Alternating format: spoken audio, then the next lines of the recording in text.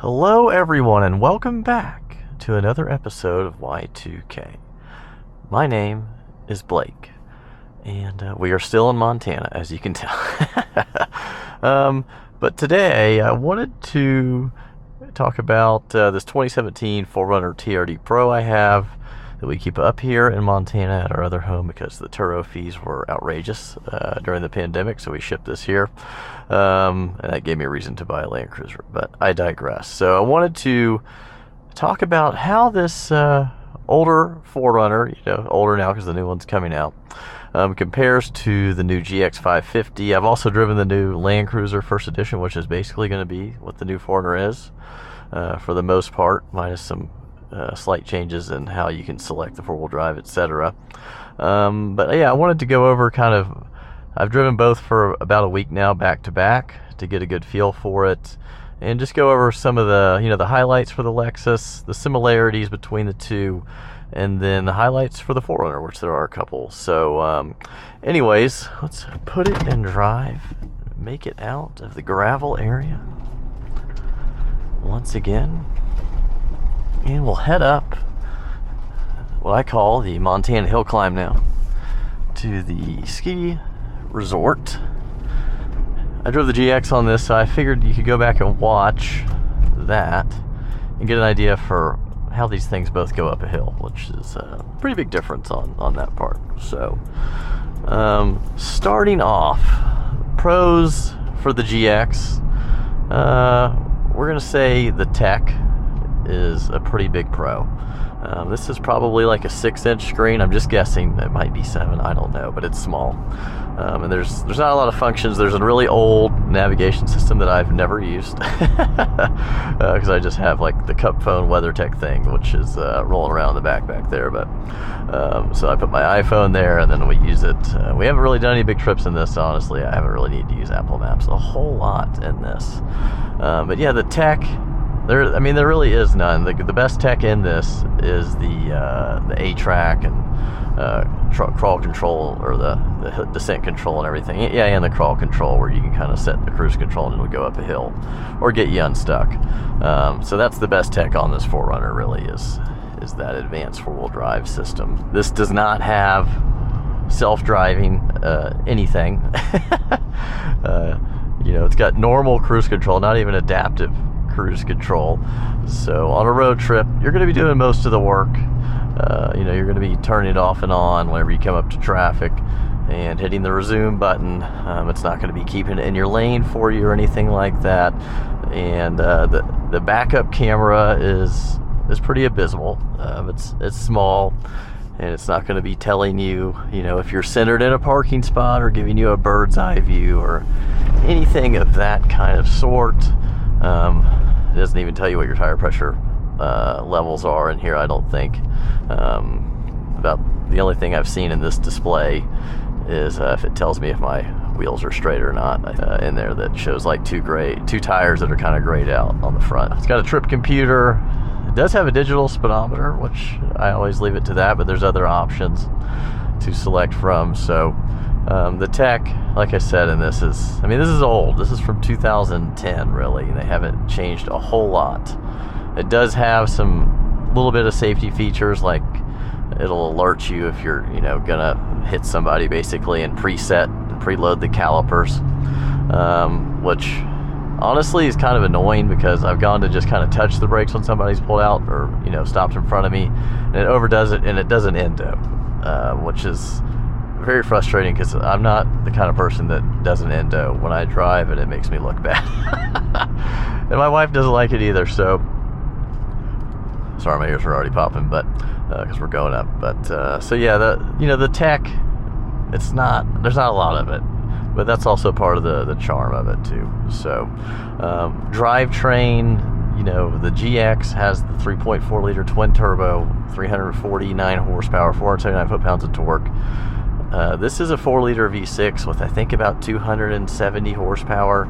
I didn't re-look up the stats before this. It's just kind of like a impromptu thing I'm doing. And I think the torque is around there as well. So it kind of it's underpowered compared to the GX by a lot, especially here at altitude. Like, you can tell a huge difference. It's only got a 5-speed transmission, so it doesn't have many options when you're going up. It's either like a lot of RPMs or no RPMs, you know, so it just doesn't have many selections to pick from when you're needing the power. So it can feel like it's overreacting a lot when you go to pass somebody, and it'll, like, you know, red line it. Say you're in you know, doing like 30 and you punch it, it's going to put it in first gear and really like bang it home. It actually sounds pretty good above 4,000. I think there's a cam change. I'm assuming like VVTi, kind of like VTEC. It's kind of cool. This is actually the similar motor that's in all the Lotuses and everything too, that you've heard, like the Emira and all that, and the Evora. So that's kind of cool. But this is a you know, about, I think, a ½ liter bigger displacement, because those are 3.5. Sorry, ears are still popping. So, but yeah, the drivetrain in this 5-speed transmission with a naturally aspirated V6, it's not going to be winning any drag races. All right, we came across a lane closure and we had to pause the video for a second. Good time to show you the acceleration. That's pretty much all the way down. It's not really going anywhere. I'm not hawking down the road, let's put it that way. Also, the brakes on the GX are a lot better than this. These are kind of weird to modulate. I feel like I get a little bit and then I dive a little deeper in the pedal and it just like stops. And that was always kind of annoying to me on this, was just like the brake modulation. But so yeah, I mean, GX, the tech's going to be better. There's no question about that. We can talk about the cons of that in a little bit. But drivetrain on this, obviously, it can't compete with a twin-turbo V6. But, you know, once again, there are pros to this engine that we'll talk about. So, and the brakes, you know, on the Lexus, that's one of the biggest improvements in the new Toyota product that I've driven in the GX. Is it just stops really well, and the modulation of the pedal feels really good. Don't get any fade or warpage or anything like that, which is nice on road trips and when you're going up and down things like this, like a big mountain. And you can see, like, we're really having this is wide open. Just not getting anywhere fast. Similarities, there's pretty much one I can think of. That's the looks. These actually look really similar, and we have cement gray in this and incognito in the GX, which is kind of cool. The incognito looks a little bit different, but they both kind of have that upright windshield and that boxy look, which I really think these look great. I think both of these look better than my Land Cruiser Heritage, just because that's kind of more rounded. And at the end of the day, the roundedness of it is not like my favorite, but I mean, I think it still looks good, but it kind of looks more like Grandpa-y to me. Okay, we're going down the hill. Probably gonna have to stop again for that road closure, so we'll see how far we make it, and then I'll just restart the video once we get through that. But put it in manual mode, and don't have paddles, so just trying to ease the brakes as we go down, not use them too much. But the pros for the 4Runner,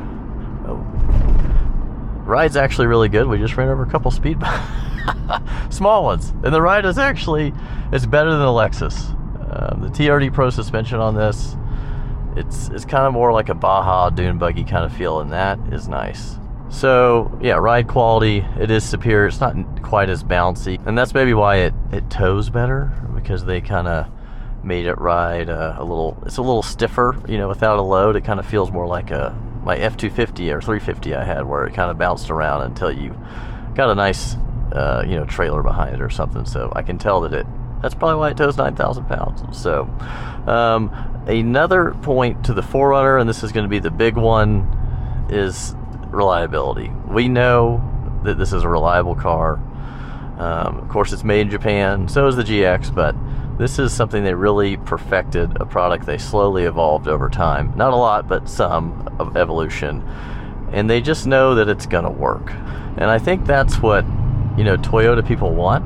I guess we're going around this Mercury Sable wagon. And I think that's what Toyota people demand, is they want to know when they're out in an area like this, in the mountains, or some remote location, or if it's a daily driver, that it's not going to break. They don't want to spend their time at the dealership dealing with all that. They want to do their oil changes and be on their way in their tire rotations.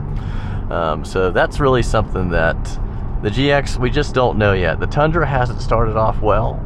The GX has got some smaller turbos on it. it was built after the 22-23 era, so time will tell. It could be super reliable, but for right now, this is the proven vehicle. And you can buy, in 2024 for the last year, a 4Runner. So I know a lot of you probably are looking to upgrade from a 5th gen 4Runner to something like a GX or the new Land Cruiser or the new 4Runner, and you're trying to figure out what you're going to do. So hopefully this kind of helps you with that, but the reliability obviously is going to be a point to this. The 4-wheel drive system on this, another probably pro for you hardcore off-roader guys, is you can leave it in 2-wheel drive or select 4-wheel drive, and it's a manual selection, which is more old school. I don't know what this person's doing. They're just like I think the canoes are blowing around. But it's also better for the gas mileage, which is another point to this, is that when you're driving around 2-wheel drive instead of 4, you're using a lot less energy, and the steering's lighter as well, which is nice when you're doing U-turns and just basic kind of operations throughout your daily routine. And the fuel mileage on this is like about 16.4 average. I haven't really reset it in a while. GX was getting about 14. That's a big difference. That motor does make a lot more power though, and I think on the highway they're probably pretty comparable. This will probably be marginally better, but you're gonna have to be giving it more gas to go the same speed. For me, I prefer the power over the gas mileage. This is a nice turn. And the interior space on this seems a little bit bigger, like in the back and in the front. More like also wider, I think, more than anything. Cargo area almost seems like the GX is a little bigger. It almost feels like they push the seats forward a little bit for that third row in the GX, and since ours doesn't have that, like the cargo area is bigger than I thought it would be, and the 4Runner kind of seems just like what you would imagine. I think it's a little bit smaller just from the naked eye, and it does have that little tray that kind of takes away from the volume, which I'm assuming you can take out. I don't really use it a whole lot. So yeah, the size, while they're pretty similar, I think this has a little more, like, for sure width on it, I think, than the GX does. And lastly, this is kind of obvious, but this 4Runner is a lot less expensive than the GX550. It's about a 20K difference. You can get one of these still, the last year of production, the 24s for a Pro, high 50s, SR5 in the 40s, and then everywhere in between, and then the Overtrail Plus GX is, 82-ish is about what we paid. And they can start in the mid 60s, I think, for the premium. So about a kind of a 20K-ish difference between these two cars. And that's a big pro for this thing, is it's just the price. It's hard to beat. A capable SUV with good space, mid-sized truck that can do anything and it's super reliable. It's hard to beat this value-wise. So at the end of the day, you're gonna have to make a choice if you want something old, reliable, and honest, like this old school 4Runner here, with less power, less tech, but very capable, but also a lot more affordable. Or do you want the all new, latest and greatest platform, the GX550, with all the new tech and safety features, and quite a bit more powerful, but not quite as efficient either, so that's you gotta kind of keep in mind. But anyways, I hope you enjoyed today's video here on Y2K. If you liked what you saw, this beautiful terrain here in Montana, will be here for a few more weeks. If you enjoyed the ride, the conversation about the 4Runner and the GX550, like and subscribe. I would greatly appreciate that. But you don't have to do it. It's not a requirement. But anyways, thanks for listening, and we will see you on the next upload. But I have to think about what we're going to do. Think about what we're going to do next. So have a good one, and take it easy. Bye-bye.